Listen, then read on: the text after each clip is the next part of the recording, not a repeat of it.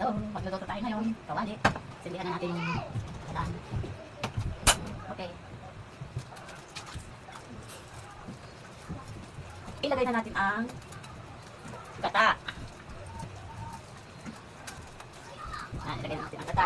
Tapos ilagay na natin ang sili, bawang, sibuyas, luya. Tapos, lagyan natin ang asin. Tapos halo-haloin. Halo-halo. Halo-halo.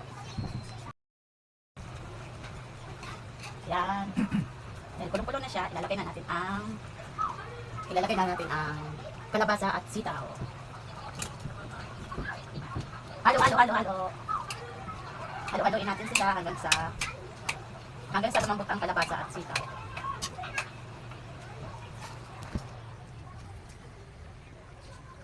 Ayan po.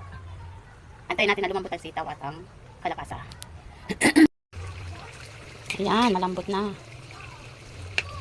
Dahil malambot na yung sitaw, malambot na yung kalabasa, ilalagay na natin ang malunggay. Wow, sarap nito. Halo-haloin. Huwag masyadong haluin. At yung malunggay papait. Timpla time. Tatapos natin ito mamaya sa ulam sa tanghali.